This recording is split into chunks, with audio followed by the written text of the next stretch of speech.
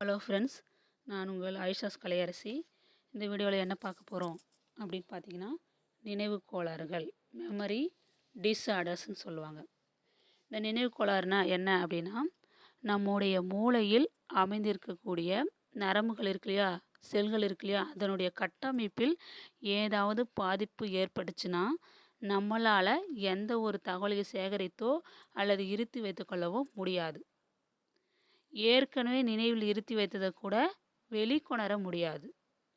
நினைவு இருத்தலில் தடை ஏற்பட்டு நினைவு தடுமாற்றம் ஏற்படும். இதைத்தான் நினைவு கோளாறுன்னு சொல்கிறாங்க.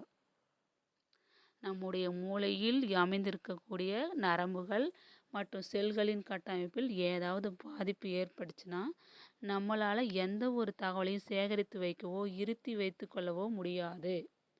ஏற்கனவே நினைவில் இருத்தி வைத்தது கூட வெளிக்கொணர முடியாது. நினைவில் இருத்தலில் தடை ஏற்படும். இதுதான் நினைவு கோளாறுன்னு சொல்கிறாங்க. பாருங்க, அதில் என்ன கொடுத்துருக்காங்கன்னு பாருங்க.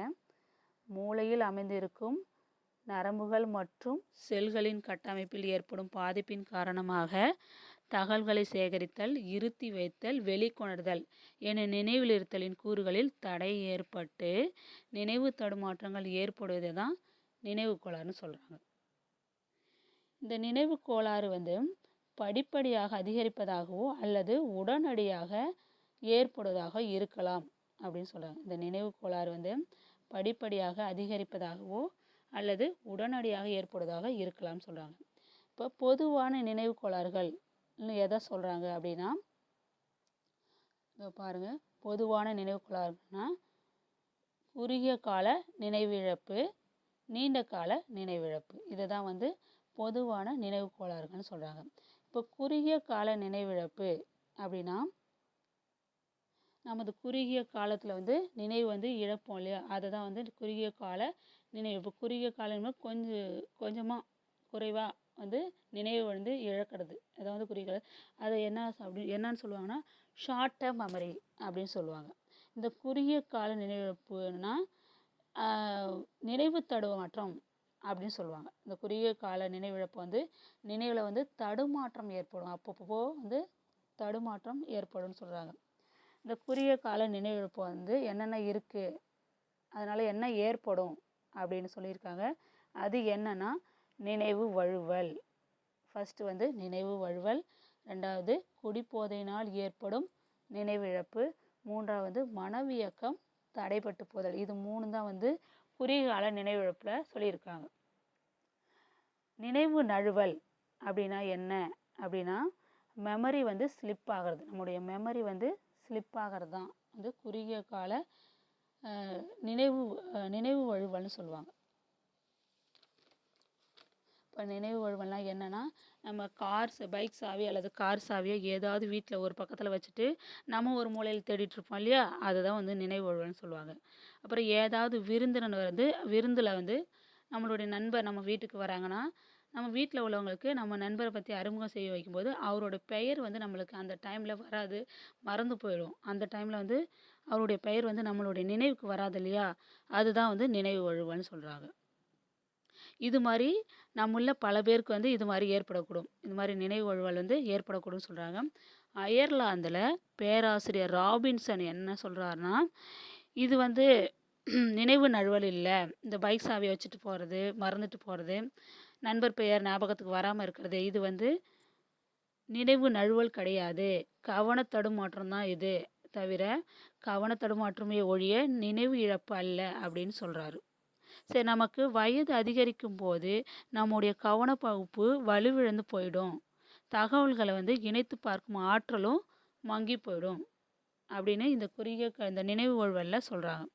நமக்கு வயது அதிகரிக்கும் போது நம்முடைய கவனப்பகுப்பு வலுவிழந்து போயிடும், தகவல்களை இணைத்து பார்க்கும் ஆற்றலும் மங்கிவிடும் அப்படின்னு சொல்லுவாங்க. இப்போ ஒன்றுக்கு மேற்பட்ட தகவல்கள் நமது நினைவு பகுதியில் மோதிக்கொள்ளும் போது நமது மூளையின் நினைவு பகுதியில் உள்ள செல்களுக்கான மின்னோட்டம் தற்காலிகமாக துண்டித்துவிடும் அப்படின்னு சொல்கிறாங்க. ஒன்றுக்கு மேற்பட்ட தகவல்கள் நம்ம மைண்டில் வச்சுருக்கோம் அப்படின்னா, அது ஒன்றுக்கு ஒன்று மோதி நம்மளுடைய நினைவு பகுதியில் உள்ள செல்களுக்கு மின்னோட்டத்தை தற்காலிகமாக துண்டித்து விடும்னு சொல்கிறாங்க. இதன் காரணமாகத்தான் தற்காலிகமாக நமது நினைவு நழுவி போகுதுன்னு சொல்கிறாங்க. இதன் காரணமாகத்தான் தற்காலிகமாக நம்மளுடைய நினைவு நழுவி போகுன்னு சொல்கிறாங்க. அப்புறம் கொஞ்சம் நேரம் கழித்து சிறிது நேரம் கழித்து மன அமைதிக்கு பின் நமது நினைவு இயக்கம் இயல்பு நிலைக்கு திரும்பும். அப்புறம் கொஞ்சம் நேரம் கழித்து இப்போ பைக் சாவியை தேடுறோம் இல்லையா, அப்போ அங்கே இங்கேயும் கிடைக்காது. அப்புறம் கொஞ்ச நாள் மைண்ட் ரிலாக்ஸ் ஆனவுடனே நம்மளுக்கு பைக் சாவி எங்கே வச்சோம் அப்படின்ற ஞாபகம் வரும். இதான் நினைவு நழுவல்.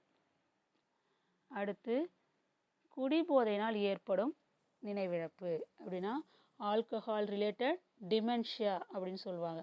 குடிப்போதைன்னா இந்த மது அருந்துறாங்க இல்லையா, மது போன்ற நச்சு பொருட்களை தொடர்ந்து உபயோகித்தால் இல்லை அதிகமாக சாப்பிட்டுட்டு இருந்தா அது மூளையின் குறுகிய கால நினைவு பகுதியை தாக்கி தற்காலிக நினைவிழப்பை ஏற்படுத்தும். அதாவது டெம்பரரி மெமரி லாஸை ஏற்படுத்தும்னு சொல்கிறாங்க. மது போன்ற நச்சு பொருளை அதிகமாக சாப்பிட்டு இருந்தோன்னா, அதிகமாக குடிச்சிட்டு இருந்தோன்னா அது மூளையின் குறுகிய கால நினைவு பகுதியை தாக்கி தற்காலிகமாக நினைவிழப்பை ஏற்படுத்தும் அப்படின்னு சொல்கிறாங்க. இதான் குடிபோதையினால் ஏற்படும் நினைவிழப்பு, டெம்பரரி மெமரி லாஸ் தான் ஏற்படுத்துது. அடுத்து மனவியக்கம் தடைப்பட்டு போதல், அதாவது மென்டல் பிளாக்னு சொல்லுவாங்க. வயதான நபர்கள் அவர்களின் நினைவியக்கம் தடைப்பட்டு போய் அவர்கள் வெறுமையை உணர்வதாக இதை சொல்லியிருக்காங்க. வயதான நபர்கள் அவர்களின் நினைவு இயக்கம் தடைப்பட்டு, அவளுடைய நினைவோட இயக்கம் தடைப்பட்டு போயிடும். அவங்க வெறுமையை உணர்வதா, அதாவது மைண்ட் கோயிங் பிளாங்க்னு சொல்லுவாங்க. மைண்ட் பிளாங்காக இருக்குன்னு சொல்கிறாங்க இல்லையா, அதை அவங்க வெறுமையை உணர்வதாக கூறக்கூடும்னு சொல்கிறாங்க. நம்முடைய வயது ஏற ஏற நமது நினைவு பகுதியில் சேகரித்து வைக்கும் ஆற்றல் குறைந்து சிறு அளவில் கொஞ்சமாக தான் தகவல்களை நினைவில் வைத்திருக்க முடியும் அப்படின்னு சொல்கிறாங்க. நம்முடைய வயது ஏற ஏற நமது நினைவு பகுதியில் சேகரித்து வைக்கும் ஆற்றல் கொஞ்சமாக தான் காணப்படும், கொஞ்சமாக தான் நம்ம சேகரித்து வைக்க முடியும் அப்படின்னு சொல்கிறாங்க. இதன் காரணமாகத்தான் நமக்கு அறிந்தவற்றை அல்லது தெரிந்தவற்றை நினைவுக்கு கொண்டு வர முயலும் போது தடை ஏற்படுது. இப்போ நம்ம கொஞ்சம் தான் நம்மளுடைய மைண்டில் சேகரித்து வைக்கலாம். இதன் காரணமாகத்தான் நமக்கு ஏற்கனவே தெரிஞ்சவற்றை நினைவுக்கு கொண்டு வர முயலும் போது தடை ஏற்படுதுன்னு சொல்கிறாங்க. இதுதான் குறுகிய கால நினைவிழப்பு. எதெல்லாம் இப்போ பார்த்தோம் அப்படின்னா, நினைவு வழுவல், குடிபோதையினால் ஏற்படும் நினைவிழப்பு, மனவியக்கம் தடைப்பட்டு போதல், இது மூணும் குறுகிய கால நினைவிழப்பு. இப்போ இதுக்கு தீர்வு என்ன, சொல்யூஷன் என்னன்னு பார்த்தீங்கன்னா, முறையான தியானம், மனப்பயிற்சிகள், உடற்பயிற்சிகள் இதெல்லாம் செஞ்சுட்டு வந்தோம்னா கொஞ்சம் கொஞ்சமாக நினைவிழப்பு குறைந்து, நினைவு இழப்பு ஏற்படுவது குறைந்து நினைவாற்றல் மேம்படும். அதான் சொல்கிறாங்க. என்னென்ன செய்யணுன்றாங்கன்னா, முறையான தியானம், மனப்பயிற்சிகள், உடற்பயிற்சிகள் இதெல்லாம் செஞ்சுட்டு வந்தோம்னா கொஞ்சம் கொஞ்சமாக நினைவிழப்பு ஏற்படுவது குறைந்து நம்முடைய நினைவாற்றல் மேம்படும். இதை தான் அதில் சொல்லியிருக்காங்க. அடுத்து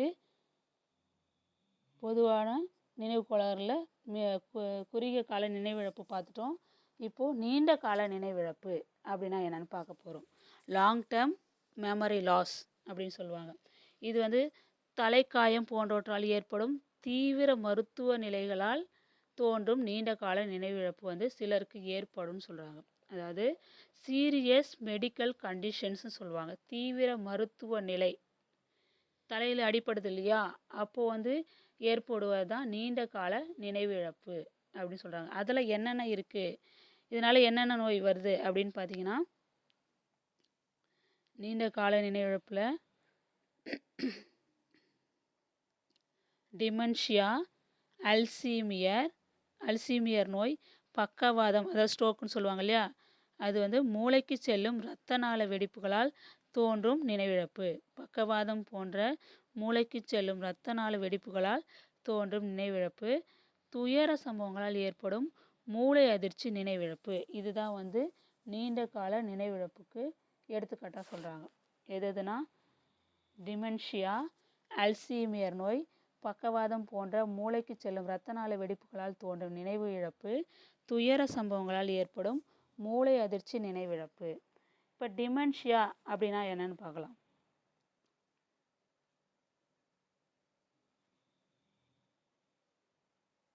டிமென்ஷியானா இது மூளையில் தாக்கும் நோயின் விளைவால் ஏற்படும்னு சொல்கிறாங்க. இது மூளையில் தாக்கும் நோயின் விளைவால் ஏற்படும் சொல்கிறாங்க. இதற்கு அறிகுறி என்ன அப்படின்னு பார்த்தீங்கன்னா, நினைவுபடுத்தி கொள்ளுதல், பேசுதல், புலன்காட்சி, பிறர் பேசுவதை புரிந்து கொள்ளுதல் ஆகிய அறிவுத்திறன்களில் குறைபாடு ஏற்படும் சொல்கிறாங்க.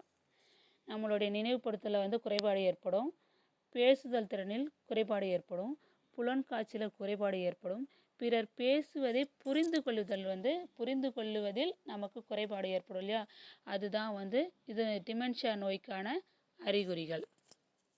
அடுத்து அல்சீமியர் நோய் அப்படின்னா என்னன்னா, அல்சீமியர் நோய்னா இந்நோய் தாக்கத்தின் காரணமாக மூளையில் ரசாயனத்தன்மையில் மாற்றம் ஏற்படும் சொல்கிறாங்க. இந்த நோயின் தாக்கத்தின் காரணமாக மூளையின் ரசாயனத்தன்மையில் மாற்றம் ஏற்பட்டு மூளையோட செயல்பாடு படிப்படியாக முடங்கி போயிடும்னு சொல்கிறாங்க.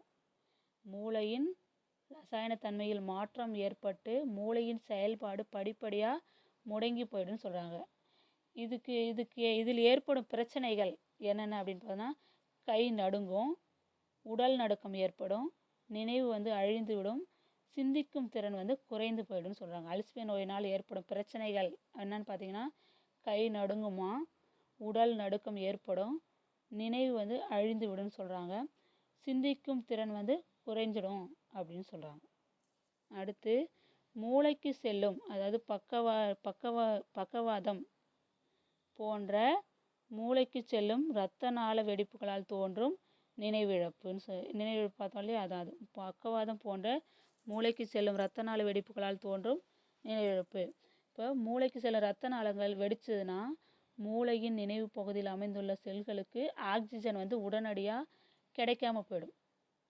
அதனால மூளை செயலிழந்து போயிடும்னு சொல்கிறாங்க. மூளையில் உள்ள மூளைக்கு செல்லும் இரத்த நாளங்கள் வெடிப்பதால் மூளையில் நினைவு பகுதியில் அமைந்துள்ள செல்களுக்கு ஆக்சிஜன் கிடைக்காமல் செயலிழந்து போய் அழிவுறும்னு சொல்கிறாங்க. மூளையின் செல்கள் அழிஞ்சுன்னு சொல்கிறாங்க. இதன் காரணமாகத்தான் உடனடி நினைவிழப்பு ஏற்படுது, இம்மிடியட் மெமரி லாஸ் ஏற்படுதுன்னு சொல்கிறாங்க. பெரும்பாலும் குறுகிய கால நினைவிழப்பு, இந்த இம்மிடியட் மெமரி லாஸ் ஏற்படுது இல்லையா, அதில் என்ன அழிந்து போகும், எந்த அளவு நினைவு அழிந்து போகும் அப்படின்னு பார்த்தீங்கன்னா, குறுகிய காலத்தில் நடந்திருக்கும், அவங்களுக்கு முன்னாடி குறுகிய காலத்தில் என்ன நடந்திருக்கோ அது மட்டும் அழிந்து போயிடும் அப்படின்னு சொல்கிறாங்க. அடுத்து துயர சம்பவங்களால் ஏற்படும் மூளை அதிர்ச்சி நினைவிழப்பு. துயர சம்பவங்களால் ஏற்படும் மூளை அதிர்ச்சி நினைவிழப்பு அப்படின்னா, விபத்துகளால் ஏற்படும் தலைக்காயம், தலையில் அடிப்படுது இல்லையா, ஆக்சிடெண்ட் ஆகி, அதுதான் சொல்கிறாங்க. போரிடும் வீரர்கள் சந்திக்கும் துயரமான கொடூரமான சம்பவங்களால் ஏற்படும் மூளை அதிர்ச்சி, இதுதான் நீண்ட கால நினைவுகளை அழித்திடும் அப்படின்னு சொல்கிறாங்க. விபத்துக்களால் ஏற்படும் தலைக்காயம், போரிடும் வீரர்கள் சந்திக்கும் துயரமான கொடூரமான சம்பவங்களால் ஏற்படும் மூளை அதிர்ச்சி ஆகியவை நீண்ட கால நினைவுகளை அழித்திவிடும், அதாவது லாங் டேர்ம் மெமரி லாஸ் ஏற்படுது இல்லையா, அதாவது.